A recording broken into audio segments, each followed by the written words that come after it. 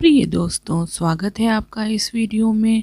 आज मैं आप लोगों को बताऊंगी कि कुंभ के बाद कहाँ गायब हो जाते हैं नागा साधु।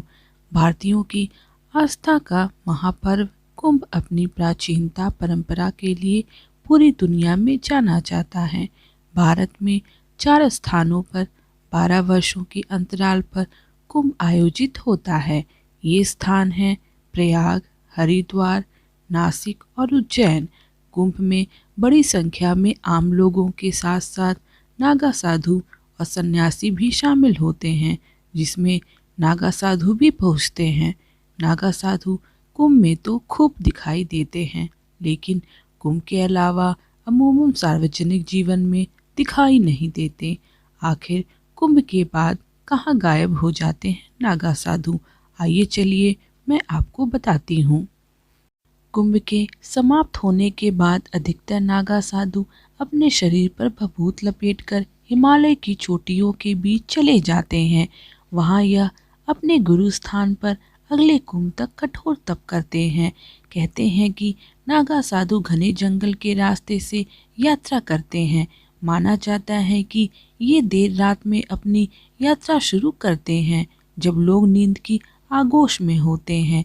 इंसानों से इनका अधिक आमना सामना न हो, इसलिए ये यात्रा के दौरान किसी गांव या नगर में नहीं बल्कि जंगल और वीरान रास्तों में ही डेरा डालते हैं।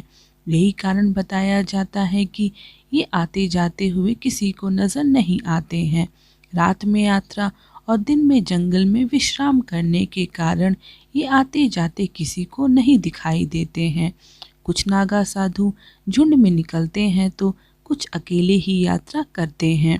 माना जाता है कि अपनी यात्रा के दौरान नागा साधु सोते भी नहीं हैं, जब तक जरूरी न हो, और यदि सोते भी हैं वो भी जमीन पर, बिना किसी प्रकार के कृत्रिम बिस्तर के।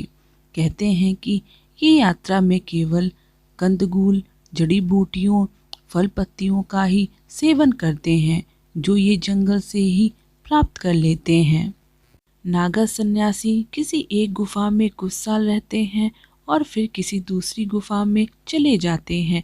इस कारण इनकी सटीक स्थिति का पता लगाना मुश्किल होता है।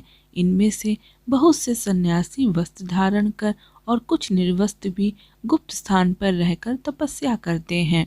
साधुओं की अखाड़ों की परंपरा के अनुसार हर अखाड़े में एक कोतवाल होता है, जो नागा साधुओं और अखाड़ों के बीच मध्यस्थ का काम करता है। जब दीक्षा पूरी होने के बाद नागा साधु अखाड़ा छोड़कर साधना करने जंगल, पहाड़ों या कंदराओं में चले जाते हैं, तब ये कोतवाल ही नागाओं और अखाड़ों को सूचना पहुंचाते हैं। जब कभी कुंभ और अर्धकुंभ जैसा महापर्व आयोजित होता है तो ये नागा साधु कोतवाल की सूचना पर वहाँ रहस्यमयी तरीके से पहुँच जाते हैं।